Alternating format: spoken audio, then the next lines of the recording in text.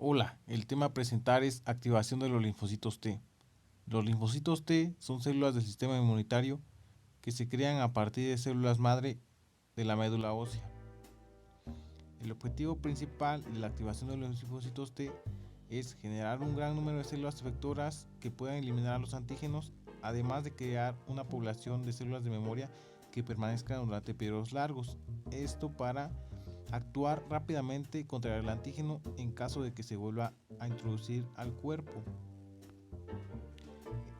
Va a ocurrir en órganos linfáticos secundarios, en donde las células T van a circular normalmente y pueden encontrarse con antígenos que van a ser presentados por células presentadoras de antígenos.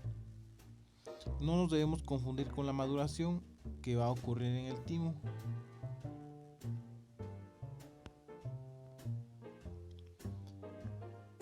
Aquí tenemos un ganglio linfático en el cual ocurre la activación de los linfocitos T vírgenes, además del desarrollo de células efectoras.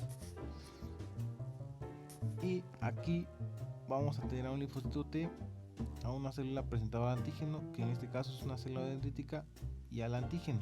La célula dendrítica va a presentar al antígeno al linfocito T para activarlo. En esta tabla tenemos los pasos a seguir para la activación del linfocito T. El primer paso es el reconocimiento del antígeno.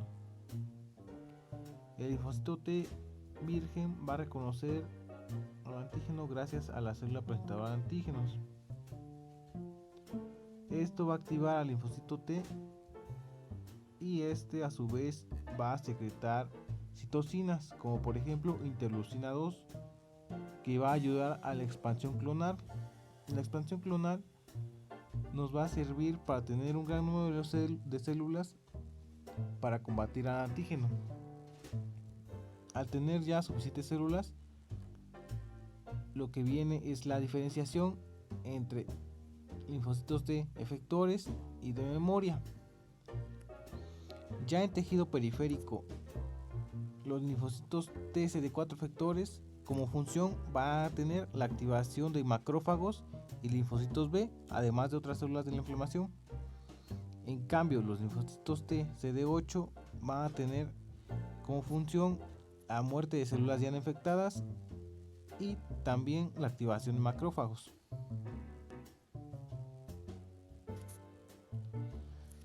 Después de una expansión clonal, se calcula que alrededor del 90% de los linfocitos T generados van a declinar, se van a morir por apoptosis a medida que el antígeno se va eliminando.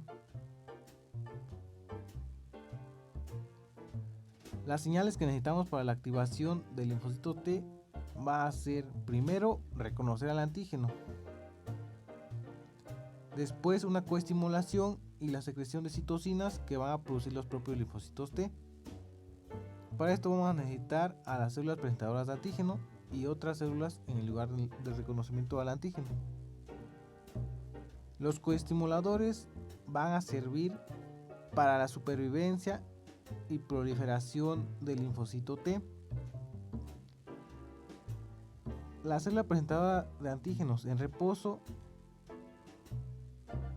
nos va a dar un estado de anergia, o sea que no va a haber respuesta del linfocito T, ya que no habrá coestimuladores. En cambio, en una célula presentadora de antígenos activada, va a haber una mayor expansión, una mayor expresión de coestimulador y a su vez una secreción de citocinas. Esto nos va a ayudar a producir linfocitos T efectores y como respuesta al linfocito T sería una supervivencia, proliferación y diferenciación del linfocito T. También debemos tener claro que los linfocitos TCD4 y CD8 no son lo mismo. Es una pequeña diferencia lo que los diferencia. Es solo una proteína en la superficie de los linfocitos TCD4 y CD8, pero esta proteína en realidad va a determinar que participen en procesos totalmente diferentes. Para notar su diferencia, tenemos que los linfocitos TCD4 al estar en contacto con el antígeno, van a presentar a moléculas de la clase 2 del complejo mayor de histocompatibilidad. En cambio, los linfocitos T CD8, estos al estar en contacto con el antígeno van a presentarlo a la clase 1 del complejo mayor de histocompatibilidad. El papel de los coestimuladores en la activación del linfocito T va a ser la proliferación y diferenciación de los linfocitos T vírgenes, que van a requerir señales proporcionadas por moléculas situadas en las células presentadoras de antígenos. Esta va a ser la segunda señal que vamos a necesitar para la activación del linfocito T y la llamaremos coestimulación. Sin esta, los linfocitos T que se encuentran con los antígenos no responderían y morirían por apoptosis o estarían en un estado de anergia. Familia de los coestimuladores B7 va a ser la vía mejor caracterizada en la activación del linfocito T. Vamos a tener que el B7 se va a dividir en B7-1, mejor conocido como CD80, o B7-2, conocido como CD86, que van a ser expresadas en las células presentadoras de antígeno activadas. La expresión de los coestimuladores B7 está regulada y va a asegurar que la respuesta del linfocito T se inicien en el momento y lugar apropiados. Se van a expresar sobre todo en las células presentadoras de antígeno, incluidas las células dendríticas o los macrófagos. Tenemos más familia de coestimuladores aparte de la B7, pero ¿para qué nos va a servir la unión del CD28 a su ligando? Nos va a servir para estimular la expresión de proteínas de supervivencia, además de promover la proliferación celular e inducir la diferenciación. También nos va a servir para una mayor expansión clonal, una mayor producción de varios factores de transcripción. Los ICOS son otro tipo de coestimuladores que se van a unir a su ligando ICOS-L, mejor conocido como CD275, que se va a expresar en las células dendríticas y también linfocitos B. Para que haya un buen resultado en la activación del linfocito T, debe haber un buen equilibrio entre la unión de los ligandos a los receptores activados e inhibidores de la familia CD28. Los receptores inhibidores, como por ejemplo tenemos CDTLA4 y la PD1, estos van a ser coinhibidores.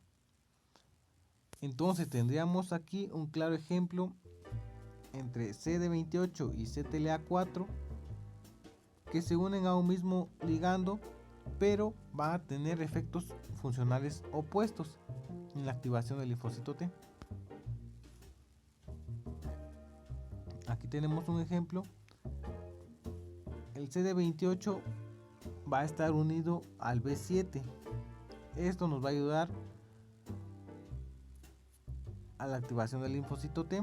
En cambio, el CTLA4 va a bloquear la coestimulación a través de una IG que no va a permitir que se una al B7 con el CD28.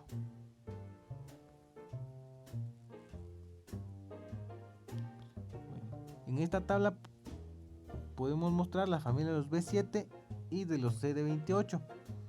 Esta tabla está muy completa. Se puede ver compleja, pero a lo que nos debemos enfocar es a las familias. Las familias de los B7 no hay tanto problema. Tenemos al B7-1, B7-2, como los habíamos mencionado hace rato, que se van a expresar en los macrófagos y en los linfocitos B, al igual que el ICOS-L y el PD. En cambio, en las familias de los CD28 debemos tomar en cuenta que el CD28 y el ICOS son coestimuladores. En cambio, el CTLA4 y el PD1 son coinhibidores. pero no son coinhibidores iguales, ya que el PD1 va a inhibir la regulación de los linfocitos T, al contrario de los CTLA4 que va a inhibir las respuestas inmunitarias. Y los CD28 van a coestimular a los linfocitos T vírgenes, y el ICOS va a coestimular a los linfocitos T efectores y reguladores.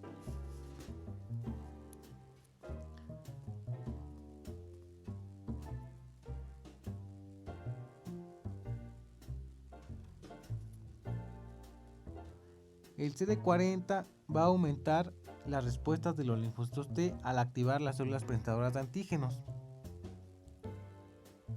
Nos va a servir para aumentar expresión de moléculas B7 y la secreción de citocinas como la interleucina 2, que va a promover la diferenciación del linfocito T en efectores y de memoria.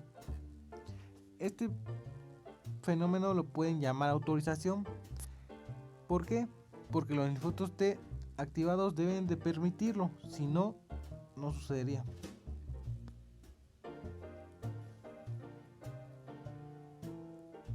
Aquí tenemos en esta imagen el ejemplo de cómo es que actúa el CD40. El CD40 va a estar unido a la célula dendrítica y su ligando va a estar en el linfocito T. Al unirse van a ayudar a la secreción de citocinas como interleucina 2, y esto va a ayudar a la proliferación y diferenciación de los linfocitos T. Las respuestas funcionales de los linfocitos T va a ser secreción de citocinas y expresión de receptores para las citocinas, además de proliferación de las células específicas cuando esté frente al antígeno, y la diferenciación de las células activadas en efectoras y de memoria. La función de la interleucina 2 va a ser crecimiento, supervivencia y diferenciación del linfocito T. Es una glucoproteína de 14 a 17 kilodaltons. La van a producir sobre todo los linfocitos T CD4. Su producción es rápida y transitoria. Va a comenzar aproximadamente alrededor de las 2 o 3 horas de la activación del linfocito T. A veces no es a estas 2 o 3 horas, sino 8 o 12 horas después de la activación del linfocito, y va a declinar a las 24 horas.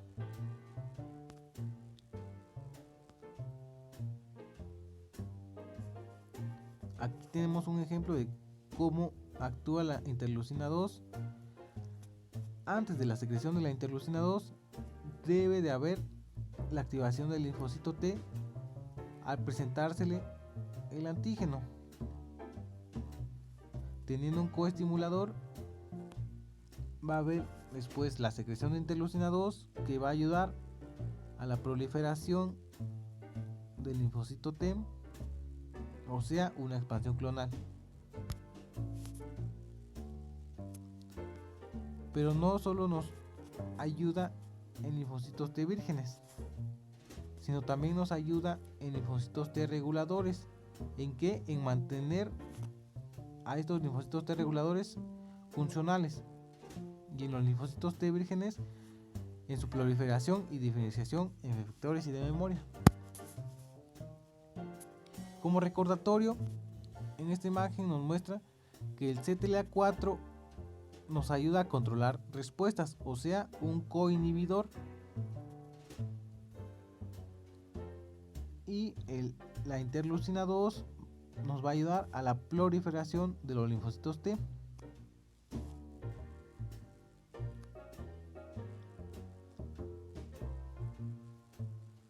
La expansión clonal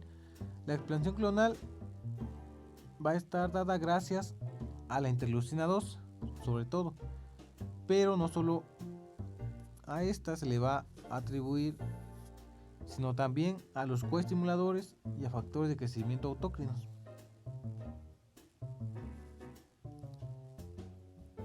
Bueno, referido a la expansión clonal, tenemos que durante la infección van a aumentar los linfocitos T considerablemente, pero conforme se vaya eliminando el antígeno va a disminuir la cantidad de linfocitos T.